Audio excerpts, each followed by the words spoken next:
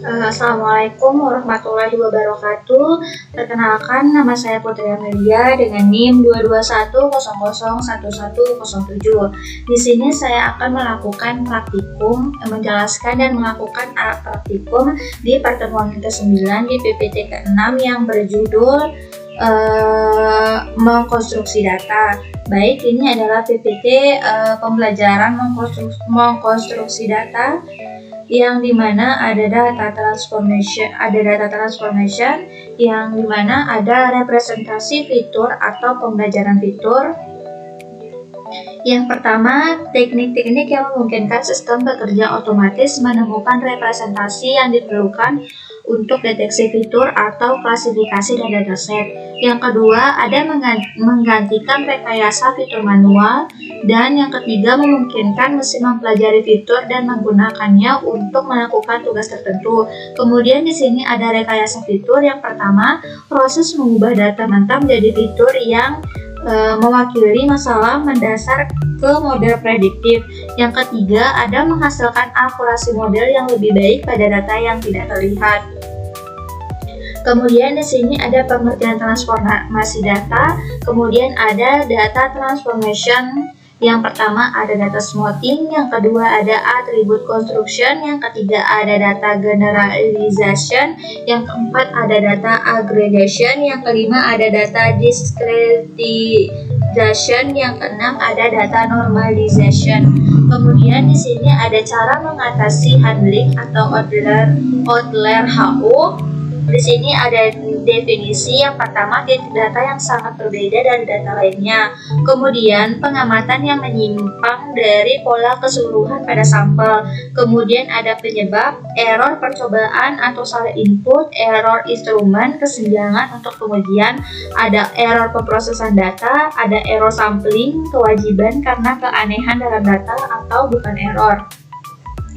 Kemudian di sini ada deteksi outlier, ada data transformation yang dimana representasi fitur atau pembelajaran fitur. Yang pertama, teknik-teknik yang memungkinkan sistem bekerja otomatis menemukan representasi yang diperlukan atau untuk deteksi fitur atau klasifikasi dari dataset. Kemudian ada menggantikan rekayasa fitur manual, dan yang ketiga ada memungkinkan mesin mempelajari fitur dan menggunakannya untuk melakukan tugas tertentu. Kemudian di sini ada rekayasa fitur. Yang pertama ada proses mengubah data mentah menjadi fitur yang mewakili masalah mendasar ke model prediktif. Yang ketiga ada menghasilkan akurasi model yang lebih baik pada data yang tidak terlihat.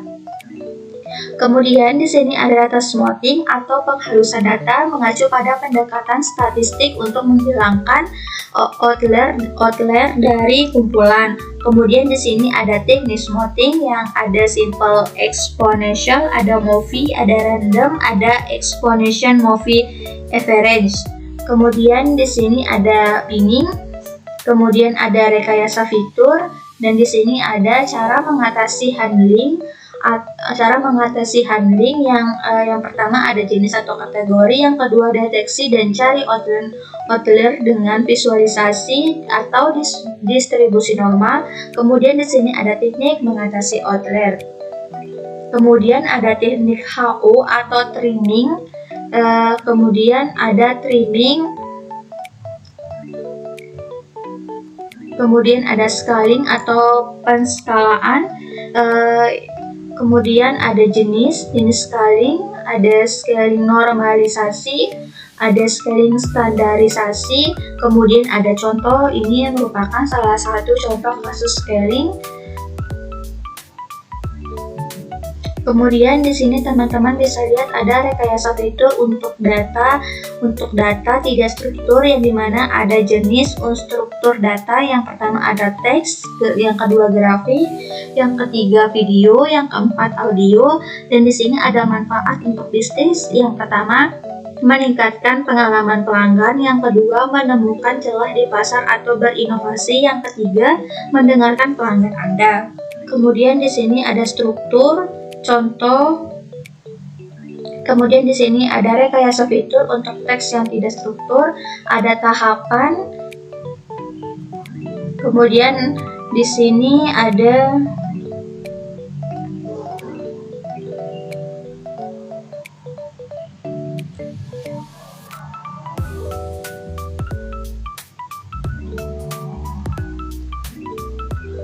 Baik, di sini ada contoh penerapan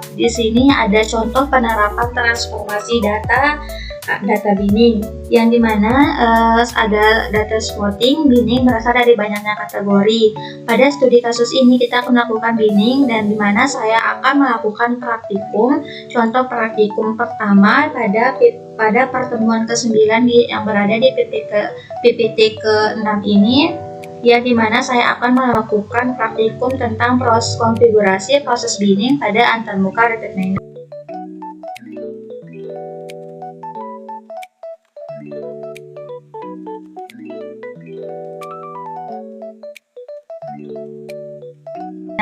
Sebelumnya saya sudah melakukan dan saya sudah mendownload aplikasi Rapid Miner, yang dimana ini bekas percobaan pertama saya tadi. Jadi di sini saya akan melakukan praktikum ulang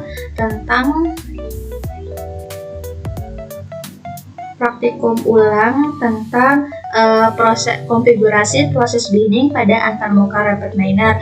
Sebelumnya saya sudah melakukan PPT praktikum sebelumnya di pertemuan 8, yaitu missing value. Kemudian di sini saya lanjut melakukan praktikum pertemuan 9 yang konfigurasi proses binning pada antarmuka Rapid Miner. Kemudian kita klik di sini.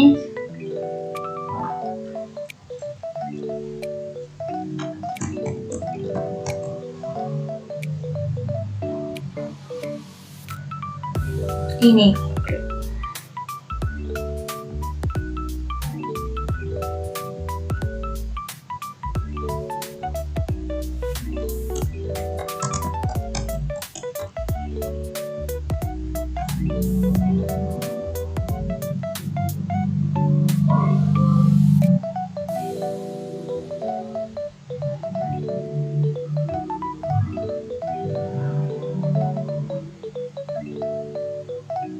Baik, sebelumnya teman-teman bisa melihat PPT-nya, yang dimana di sini PPT pemilihan 1000 sampel pertama, yang dimana ini ibaratkan Ranger ini sebagai jangkauan.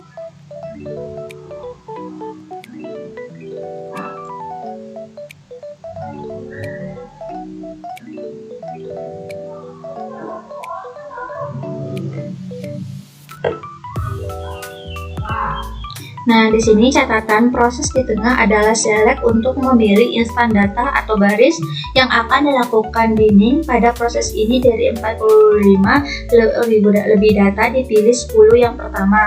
Baik, di sini saya akan coba pemilihan yang di sini.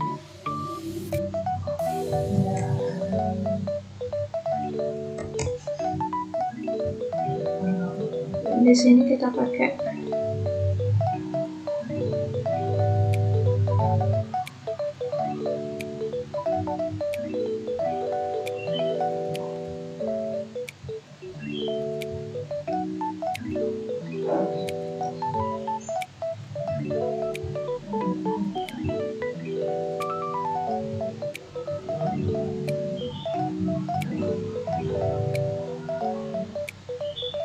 Baik, teman-teman bisa lihat di sini tadi saya select yang pilih yang bagian berat.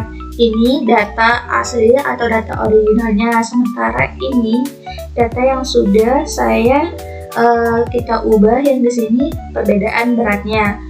Kita bisa lihat juga di statistik yang ini. Jadi kita sudah mengubahnya. Kemudian saya lanjut ke praktikum selanjutnya yang ada di PPT 9, yaitu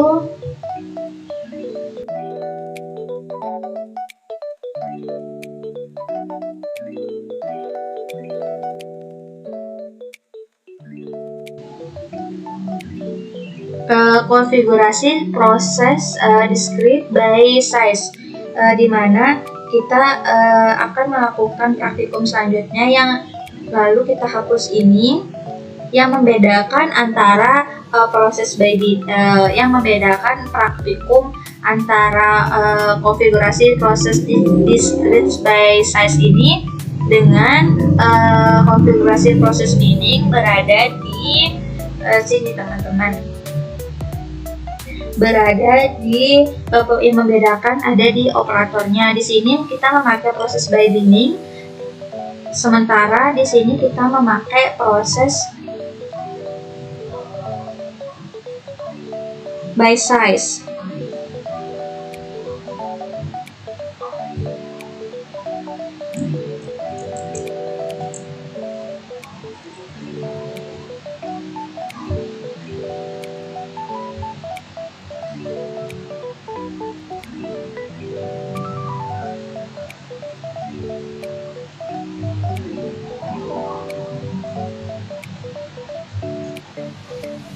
Oke, single.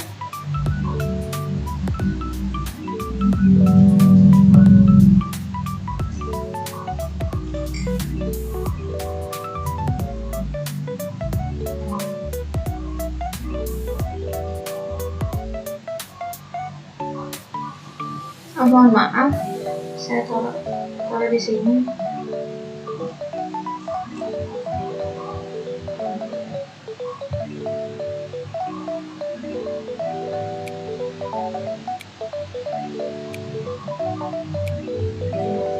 Baik, tadi kita mengubah di bagian tinggi. Di sini tinggi masih berupa angka, sementara data yang sudah kita ubah tingginya berupa ini, range. Kemudian kita lanjut ke praktikum selanjutnya di PPT selanjutnya, yaitu ada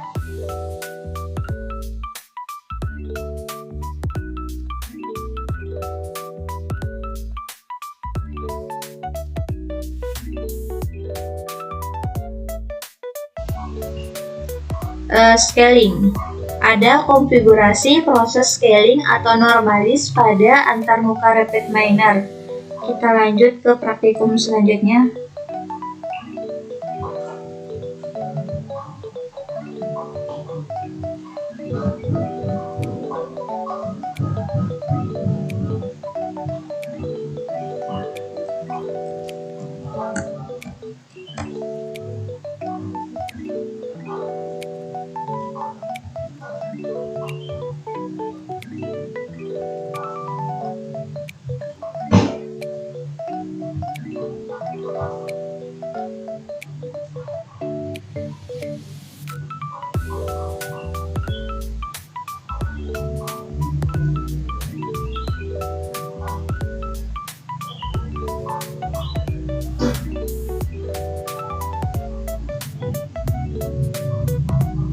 Kita coba yang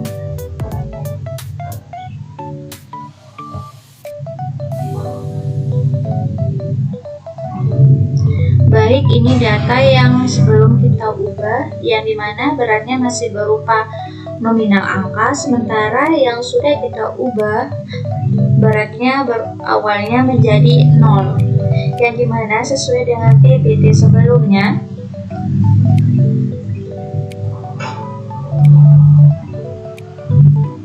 yang dimana data aslinya masih berupa angka, sementara data hasil normalisasinya 0,927.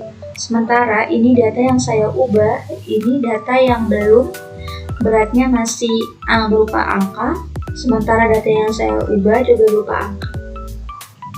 Kemudian kita lanjut ke PPT selanjutnya, praktikum selanjutnya, yaitu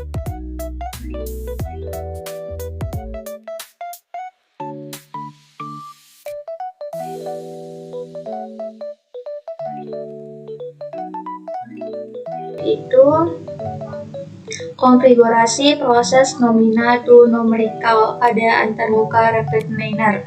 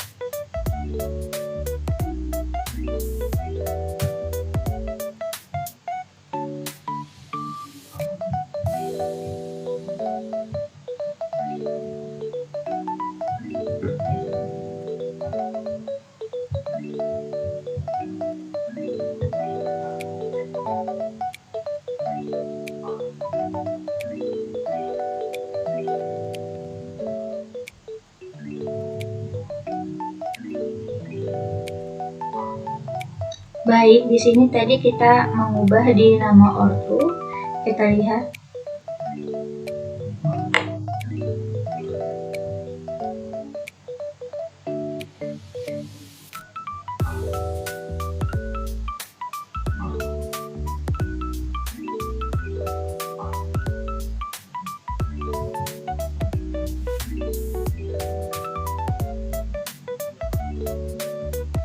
Nah, di sini bisa dilihat bahwa di praktikum nominatur numerika yang dimana nama berubah menjadi angka, yang dimana data aslinya yang semulanya merit menjadi data hasil pengkodean atau nominal, yaitu angka 0. Sementara praktikum yang saya lakukan di sini, kita lihat di sini saya tadi mengubah di nama orang tua, yang dimana sebelum saya mengubah nama orang tua ortunya masih Yosidagus, sementara data yang udah saya ubah menjadi nominatur numerika. Di sini bisa dilihat nama ortu menjadi 46, 47, 48. Kemudian kita lanjut ke praktikum selanjutnya, yaitu ada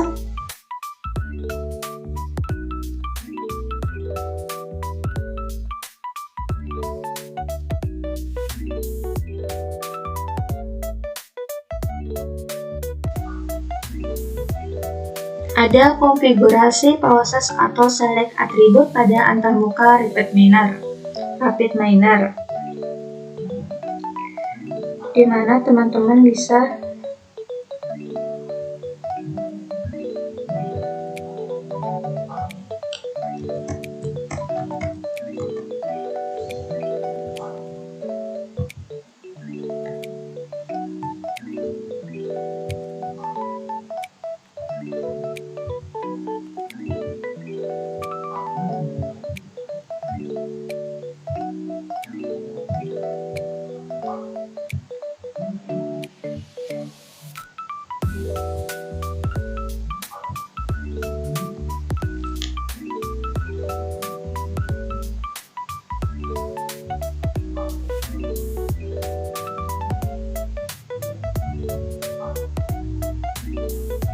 di sini kita sesuaikan dengan PPT, kita pilih as subnet, habis itu kita select atribut, yang dimana maksud select atribut ini adalah teman-teman memilih atribut mana saja yang akan teman-teman hilangkan.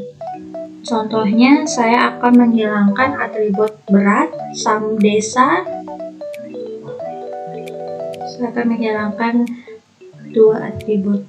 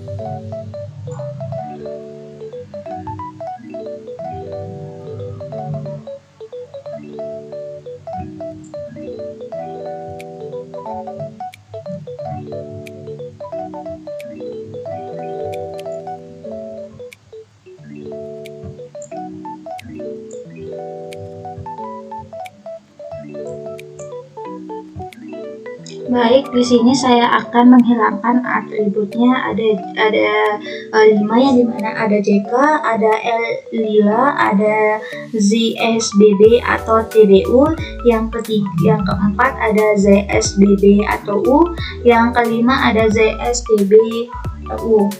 Kemudian kita coba jalankan.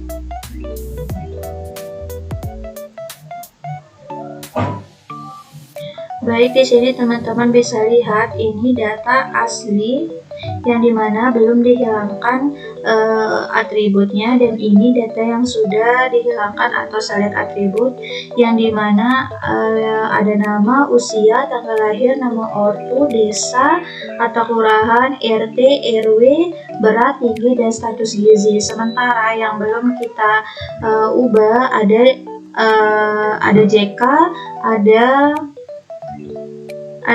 LILA, ada ZSBB atau U, ZSTB atau U, ada ZSBBTB.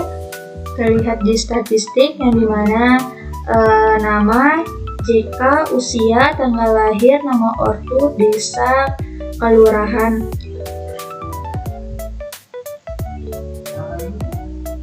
Baik, di sini bisa dijelaskan di PPT yang dimana atribut yang dihilangkan ada kontak, ada playdesk, yang kemudian ini data aslinya ada kontak, sementara di data hasil pemilihan fitur kontak itu tidak ada atau sudah dihilangkan.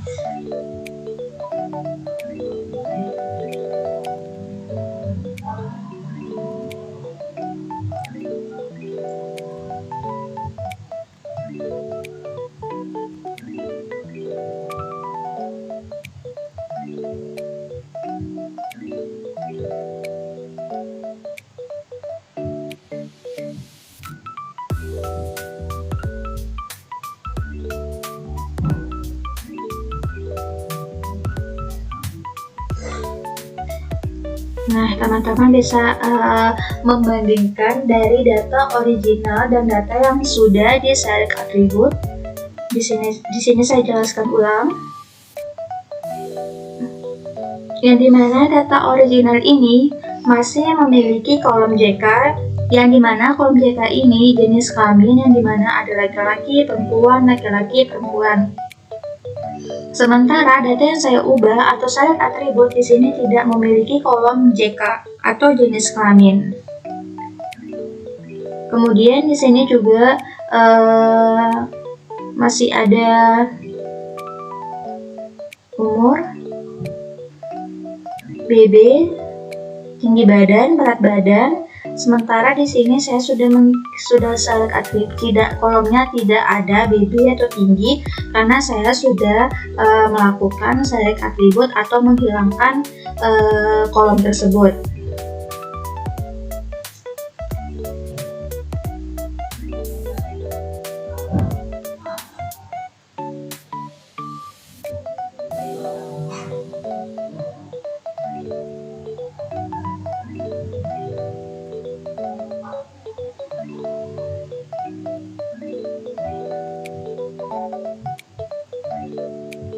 Nah, jika ingin diperjelas, teman-teman bisa melihat di statistik yang dimana kita sudah tidak ada data tersebut atau yang kita sudah select atribut, yang dimana data tetapnya masih ada seperti kolom nama, ada usia, ada tanggal lahir, nama orang tua, kita masih taruh, ada desa atau kelurahan, RT, RW, berat, tinggi, dan status gizi.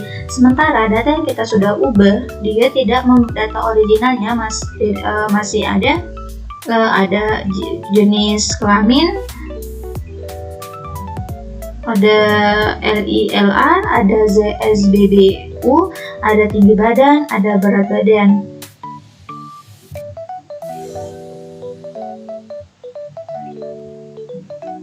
Dan ini salah satu contoh di aplikasi, dan ini salah satu contoh